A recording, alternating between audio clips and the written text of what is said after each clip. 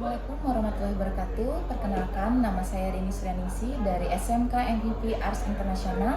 Saya merupakan mahasiswa PPG dalam jabatan Angkatan 2 bidang studi Pendidikan Pancasila LPTK Universitas Pendidikan Indonesia. Hari ini saya akan melaksanakan PPL siklus 1 dengan materi peluang dan tantangan penerapan Pancasila menggunakan model pembelajaran problem based learning. Yuk ikuti saya.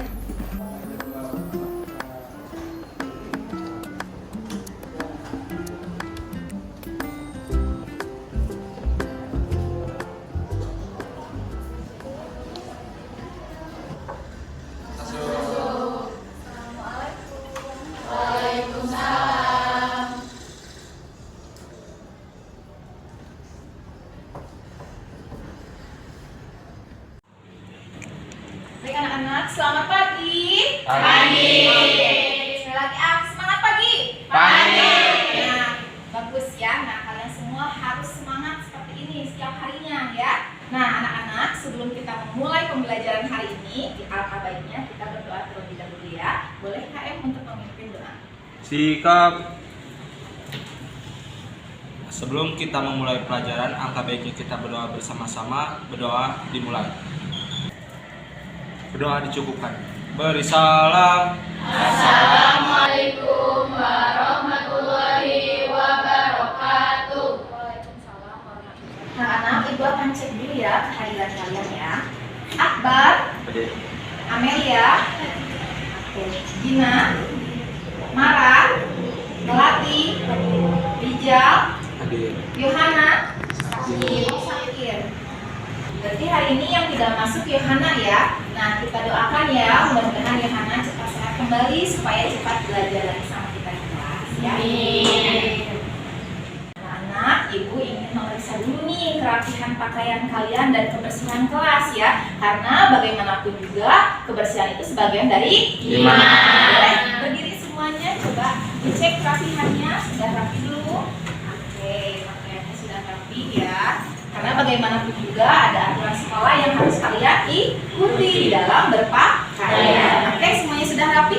Kelasnya sudah bersih. Ada sampah tidak di dekat kalian? Tidak ada ya. Oke, boleh duduk kembali. Terima kasih. Nah, untuk lebih semangat lagi, gitu kan ya, dalam pembelajaran hari ini, dan ada juga kaitannya dengan materi hari ini, makanya Ibu ingin kalian menyanyikan lagu Garuda Pancasila. Hafal semuanya? Hafal. Siapa yang mau menjadi dirijen nih di depan? Boleh, Gina, silakan maju ke depan. Yang lainnya berdiri. Harus semangat ya nyanyinya ya. Ya. Ayo maju, maju, ayo maju, maju, ayo maju, maju. Garuda Pancasila. Nah, hafal semua, beri tepuk tangan.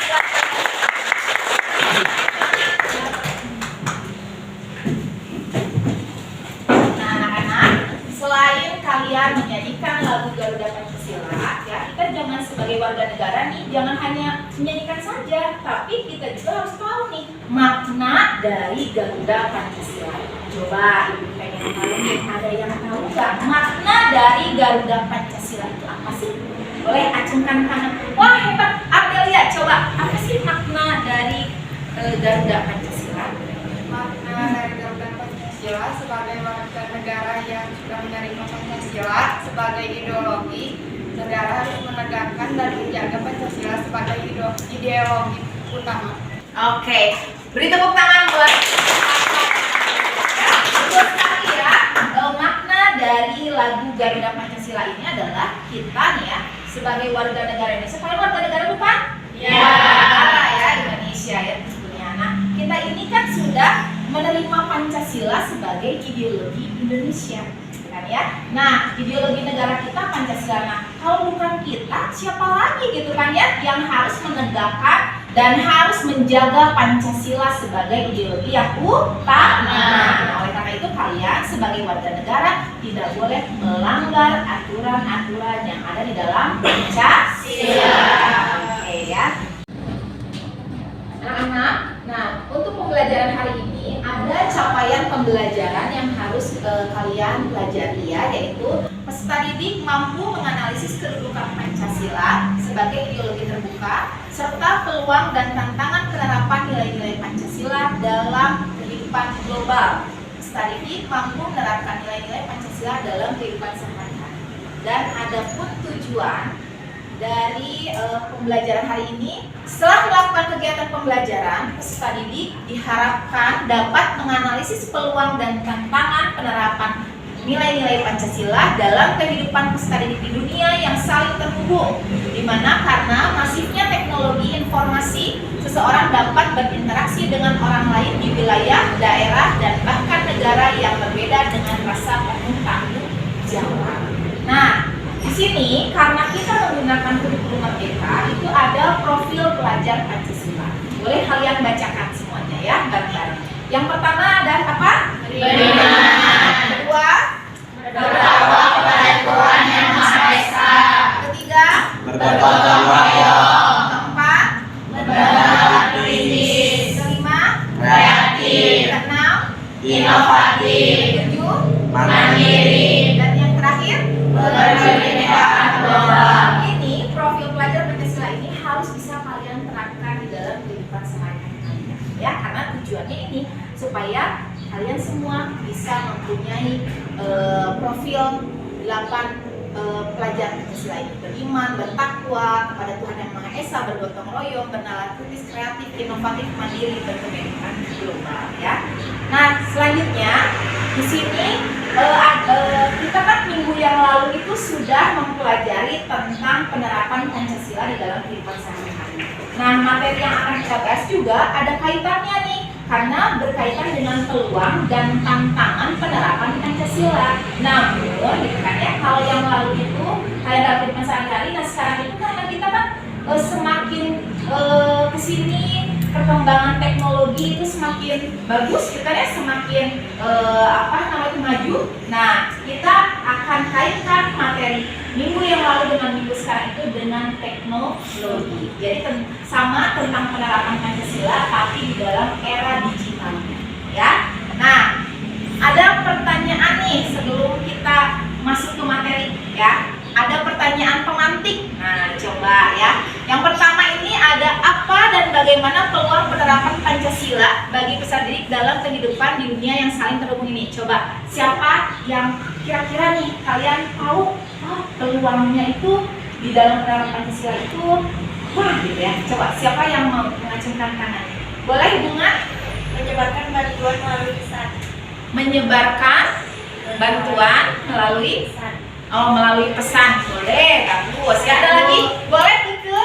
Berdiskusi jarak jauh. Oke, berdiskusi jarak jauh, betul ya. Dengan adanya teknologi kita berdiskusi jarak jauh, boleh. Terus di sini ada lagi nih pertanyaan. Itu tadi tentang peluang. Nah, sekarang ada kaitannya nih. Apa dan bagaimana tantangan penerapan Pancasila bagi peserta didik dalam kehidupan di dunia? Nah, coba ada yang mau mengacungkan tangan tentang tantangannya apa nih?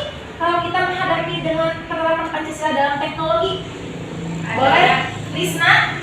Adanya ideologi asing yang masuk ke Indonesia. Adanya ideologi asing yang masuk ke Indonesia, betul. Ada lagi? Kurangnya mempelajari dan menilai nilai-nilai Pancasila.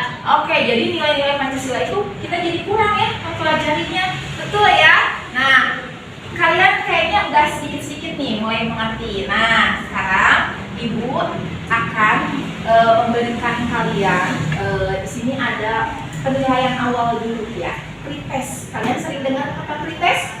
Nah, pretest ini untuk mengetahui sejauh mana sih kalian mengerti tentang materi ini, gitu kan ya. Nah, di sini ada Google Form. Google Formnya Ibu share ya di grup kalian. Nanti kalian buka Google Formnya. Di situ ada 10 pertanyaan, di mana satu pertanyaan itu nilainya 10. Ya, jadi kalau kalian betul nilainya 10, tapi kalau salah jawabannya berarti nilainya 0 ya. Nah, coba kalian dibuka Google Formnya, ini linknya ya. Nah, dibuka handphonenya. Nah, nanti Ibu kasih waktu 10 menit ya untuk mengerjakan Google Form ini. Boleh? Silahkan dibuka Google Form.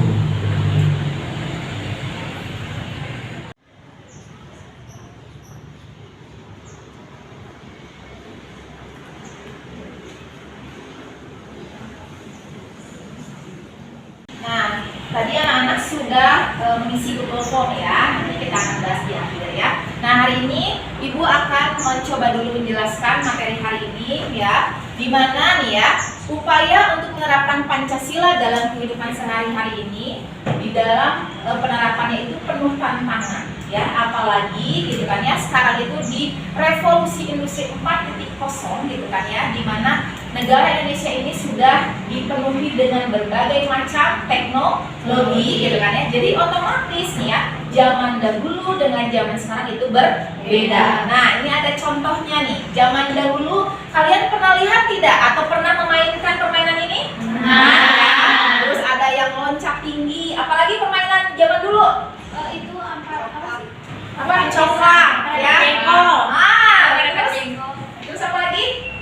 Sonda, ya, backland. Nah, ya. Nah, kalau sekarang ya kita bedakan nih. Coba.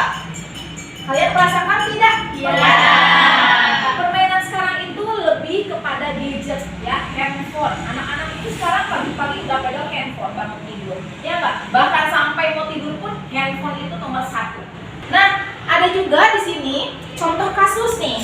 Contoh kasusnya Ibu ngambil dari internet ya. Ini ada linknya. Ini dari Metro, Tempo, dan ada Tribun News ya. Ini yang pertama ini adalah tentang virus corona. Jadi ternyata ada 46 hampir di sini. Nah, ini salah satu contoh-contoh kasus di dalam peluang dan tantangan Pancasila. Nah, anak, karena tadi Ibu sudah menjelaskan ya tentang materi peluang dan tantangan penerapan Pancasila. Nah, sekarang Ibu ingin menugaskan kalian tentang artikel ya. Nah, di mana Ibu akan membagi kelompok ya menjadi 5 kelompok ya, karena jumlahnya di sini kan ada 20 ya. Jadi masing-masing kelompok itu ada 4 orang ya. Nah, nanti tugasnya adalah kalian membaca artikelnya terlebih dahulu. Terus di situ ada 5 soal yang harus kalian jawab ya. Nanti akan dibagikan LKPD-nya ya masing-masing kelompok ya, dan artikelnya juga gitu kan ya. Nah, sekarang Ibu akan bagi dulu kelompoknya ya.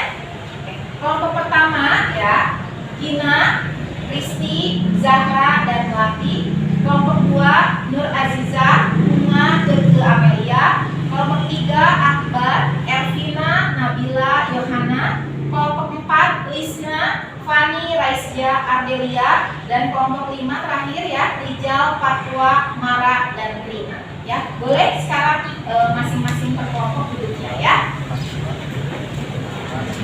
Boleh di sini. Dan duduk per kelompok ya. Nah, kayak gitu bagikan ya LKPD-nya.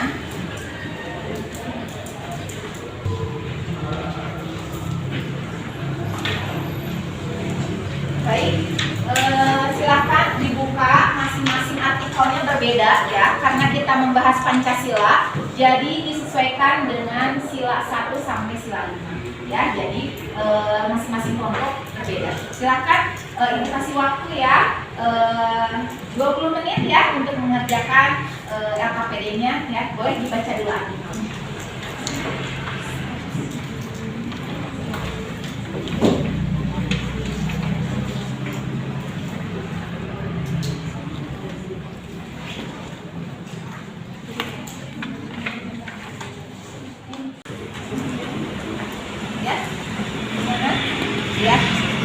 Ini ya pertanyaannya, nanti kan ini ada 5 nih pertanyaannya. Nah, ini kalian artikelnya tentang keadilan sosial pada era digital ya. Nah, di sini jadi bagaimana nih isi berita masalahnya. Nah, coba kalian rangkum dulu nih, baca dulu semuanya ya, teman-teman. Nanti cari tahu nih masalahnya nih yang paling terpenting itu apa sih gitu kan ya.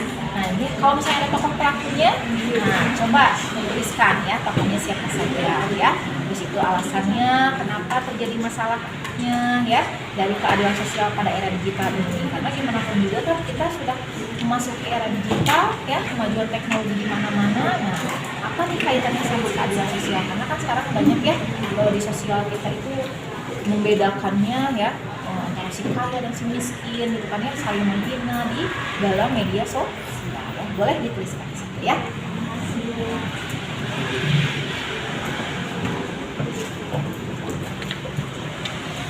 Sudah selesai anak-anak dalam mengerjakan artikelnya? Sudah.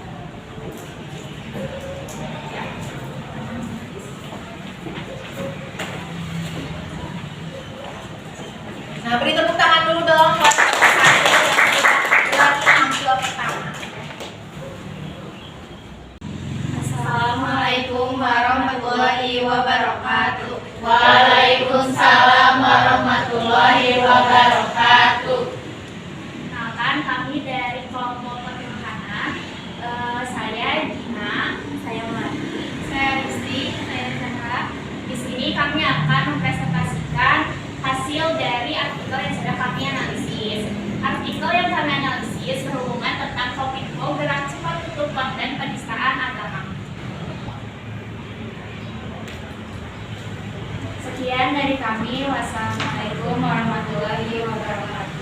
Waalaikumsalam warahmatullahi wabarakatuh. Baik ya, bagus sekali ya penampilannya ya. Nah, cukup jelas juga. Nah, barangkali ada yang mau bertanya ya kepada kelompok 1. Siapa yang mau bertanya tentang materi artikel tadi apa judulnya? Kominfo dengan cepat untuk menutup penistaan agama, akun penistaan agama. Boleh siapa yang mau bertanya? Boleh. Siapa? Nur Azizah ya. Tadi kan disebutkan tokoh-tokoh yang ada di kasus penistaan agama. Boleh disebutkan siapa aja, lalu bagaimana kasusnya?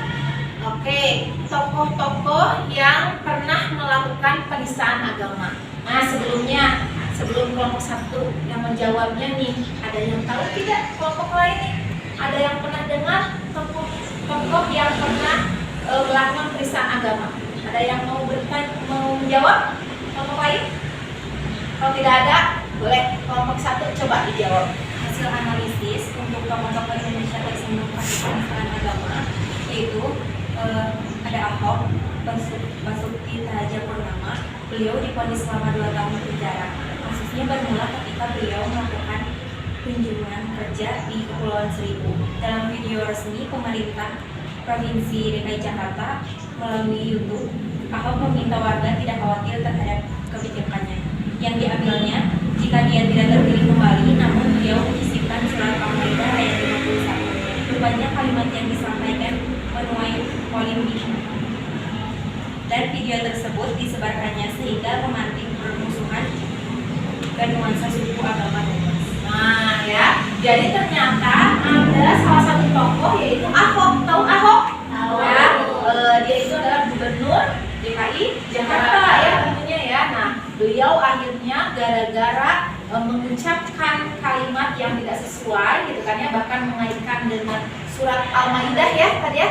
Nah, itu membuat polemik gitu kan ya, membuat warga negara itu akhirnya berpikiran yang tidak-tidak nih. Nah, akhirnya Ahok pun dilaporkan ya ke kepolisian ya karena dia memicu terjadinya konflik SARA akhirnya ya gitu. Ada lagi yang mau bertanya? Boleh, Lisna? Dari kasus-kasus penistaan agama yang ada di media sosial, apakah ada solusi yang bisa dilakukan agar tidak terjadi lagi? Dari hasil analisis kami mendapatkan solusi-solusi yang dapat dilakukan agar tidak terjadi lagi penistaan agama.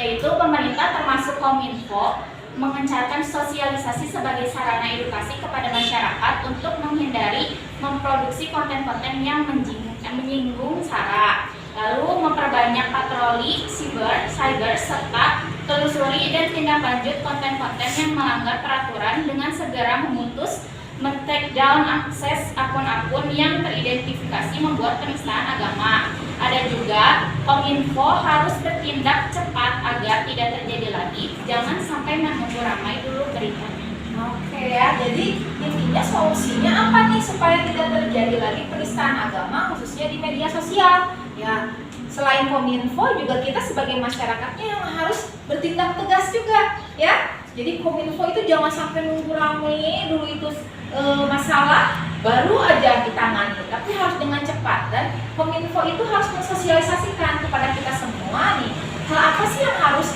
posting misalnya ya di media sosial dan apa saja yang tidak boleh diposting, apalagi sampai dia memicu nih ya intoleransi ya, karena kita dimanapun juga agama di Indonesia itu berbeda-beda ya, jadi tidak sama. Jadi makanya kita nggak boleh nih memicu ujaran kebencian ya, memicu yang namanya permusuhan antar agama. Jadi kita sama orang Indonesia harus saling bertoleransi. Mengerti sampai sini penjelasan kelompok 1? Mengerti ya. Oke, beri tepuk tangan sekali lagi buat kelompok 1. Bagus sekali penampilannya ya. Boleh duduk kembali. Nah, anak semuanya sudah presentasi ya. Nah, luar biasa presentasinya. Nah, kita sekarang akan melaksanakan post-test ya. Kenapa sih harus dilakukan post-test? Karena Ibu pengen tahu nih tadi hasil pretestnya bagaimana. Jadi kan terus kalian udah belajar. Nah sekarang kalian mengisi post-test ya. Linknya yang udah Ibu sharekan di grup ya, coba diisi ya. Nah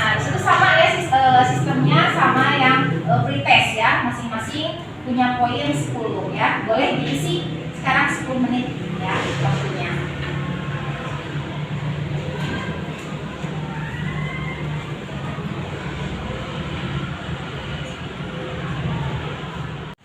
Sudah selesai mengerjakan Google Form-nya? Sudah. Hari ini kita setelah belajar ya dari tadi, makanya waktunya untuk kesimpulan. Nah, coba kesimpulan nih, siapa yang berani nih menyimpulkan pembelajaran hari ini? Ada yang mau? Boleh Bunga? Kesimpulannya apa nih tentang peluang dan tantangan penerapan Pancasila? Menyuarakan Bhinneka Tunggal Ika di media sosial. Oke, menyuarakan Bhinneka Tunggal Ika di media sosial. Tuh, itu peluangnya ya. Ada lagi yang mau? Boleh Rina? Mengoreksi informasi hoax. Mengoreksi informasi hoax, betul ya, karena tadi kan muncul ya berita-berita hoax. Nah, peluangnya ya kita harus mengoreksi berita-berita hoax. Siapa lagi? Boleh Rijal? Tantangan penerapan Pancasila dalam kehidupan sehari-hari. Yang pertama ada arus globalisasi yang pesat yang bisa menggeser nilai-nilai luhur Pancasila. Oke, arus globalisasi akhirnya muncullah budaya-budaya asing yang masuk ke Indonesia ya. Betul ya, itu merupakan tantangan bagi masyarakat Indonesia ya. Nah, sekarang kita simpulkan bersama ya. Nah, di sini era digital seperti sekarang ini memberikan peluang dan tantangan dalam penerapan Pancasila ya. Nah, ini ada peluang penerapan Pancasila nih. Ada dapat berdiskusi jarak jauh yang tadi contohnya video call ya. Nah, udah gitu juga dapat menyuarakan Bhinneka Tunggal Ika melalui website ya. Karena Bhinneka Tunggal Ika itu apa artinya? Berbeda-beda tapi satu. Ya, dapat mengoreksi informasi hoax ya. Dan di sini juga ada tantangan penerapan Pancasila. Ada radikalisme. Nah, radikalisme itu adalah gimana ujaran agama gitu kan ya, tentang kegiatan keagamaan tapi bertindaknya dengan kekerasan ya. Dan gitu di sini juga ada ujaran kebencian, intoleransi, penyebaran hoax ya. Masuknya budaya asing yang dapat mengikis budaya asli Indonesia ya. Mudah-mudahan kalian mengerti ya dari pembelajaran hari ini ya. Anak-anak, ini Ibu sudah mengecek ya hasil nilai dari pretest dan posttest kalian ya. Nah, di sini alhamdulillah kalian nilainya dari pretest ke posttest ada kenaikan ya. Bahkan ada yang nilainya 100 ya. Nah, beri tepuk tangan dulu dong. Tapi di sini juga masih ada beberapa siswa yang nilainya masih di bawah KKM. Nah, tidak apa-apa ya, jangan putus asa ya. Bisa kalian terus latih ya, belajar ya nanti di rumah ya. Dan minggu depan juga kita akan melakukan pretest dan proses ya untuk membahas materi ini dan materi selanjutnya ya. Terima kasih ya, ini atas nilai-nilainya ya. Anak-anak, hari ini kita masuk ke refleksi ya. Nah, coba di sini ada beberapa pertanyaan refleksi ya. Siapa saja boleh mengacungkan tangan untuk jawabnya. Yang pertama, apa sih yang membuatmu tertarik dengan pembelajaran pada hari ini? Siapa yang mau jawab? Boleh, Zahra? Gimana? Membuat saya tertarik pada pembelajaran ini ketika kita sedang melakukan kegiatan seperti membuka handphone kan, kita masuk ke media sosial ya, internet dan semacamnya. Kita harus mencari berita-berita yang ada, karena jika itu hoax maka akan berpengaruh sangat besar, karena internet itu luas di seluruh negara kan, di mana-mana itu pasti itu internet. Kalau misalnya nggak ada internet, kita nggak akan bisa berkomunikasi sama orang-orang jauh. Oke ya, pintar ya. Jadi kemajuan teknologi ini ya kita harus barengi dengan memilah ya yang baiknya apa buat kita ya, yang buruknya jangan kita ikuti ya. Pertanyaan kedua, materi pembelajaran manakah yang membuatmu sudah dan belum dipahami? Coba siapa? Oke, Rijal. Untuk materi yang sudah dipahami itu adalah materi tentang peluang, karena materinya itu sedikit juga. Dan untuk materi yang belum dipahami itu ada materi tentang tantangan, karena tantangan itu kan banyak banget ya, jadi belum semua dipahami. Belum semuanya dipahami tentang tantangan ya. Yang paling paham paling tentang berita hoax ya, gitu ya, intoleransi ya. Oke, bagus ya. Terus yang ketiga, pada bagian materi pembelajaran manakah yang membuatmu merasa tertantang dan kreatif? Siapa yang mau menyampaikan pendapat? Boleh, Jija?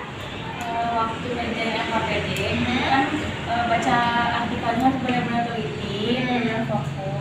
dan seru juga sih analisis kasus. Oke ya, jadi yang tadinya males membaca nih ya, sekarang karena ibu tugaskan membaca artikel, akhirnya kalian tertantang nih harus dengan serius nih ya membaca artikel gitu kan ya. Ini masalahnya apa nih, harus ditemukan ya. Meresume itu kan harus teliti dari awal sampai akhir ya. Itu jadi membuat kalian juga kreatif ya.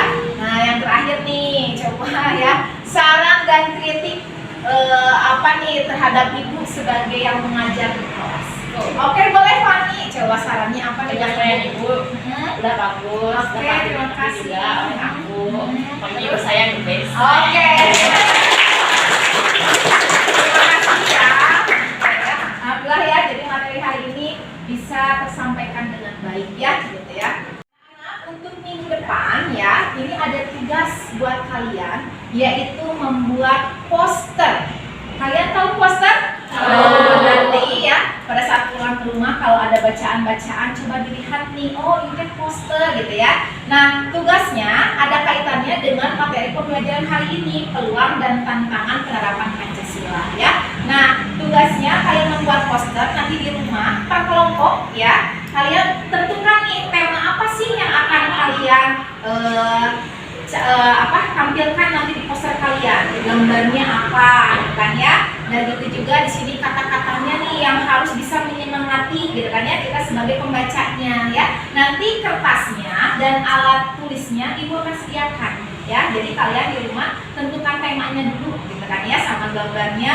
Nah yang jago menggambar boleh langsung menggambar ya. Tapi kalau misalnya ibu boleh nggak kalau misalnya saya menggunakan Canva, gitu kan ya, dengan teknologi sekarang boleh ya. Nanti di minggu depan kalian boleh membawa peralatannya seperti laptop boleh ya, atau misalnya menggunakan handphone pun bisa ya, gitu ya. Nanti tentang tugas minggu depan ya, ini poster ya. Jadi tugasnya membuat poster tentang peluang dan tantangan penerapan Pancasila.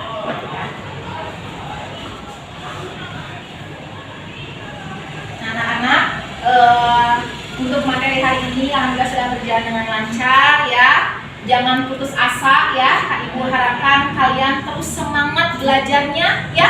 Jangan cuma hanya di kelas saja, tapi nanti di rumah ya kalian belajar lagi ya. Dan tentunya kalian harus tetap sehat ya, supaya kita terus bertemu ya. Nah, Ibu menitipkan pesan ya, kalian harus menjadi warga negara yang baik ya. Jadi warga negara yang baik, mengikuti aturan yang ada di sekolah, di rumah maupun di bangsa dan negara ya. Sekian dari Ibu ya, alhamdulillah ya kita semua sudah menuntaskan materi hari ini ya. Kita ucapkan alhamdulillah bersama-sama. Alhamdulillah ya. Akhir kata ya Ibu ucapkan terima kasih banyak ya. Mohon maaf apabila ada salah kata ya. Wabillahi taufiq wal hidayah. Wassalamualaikum warahmatullahi wabarakatuh. Waalaikumsalam.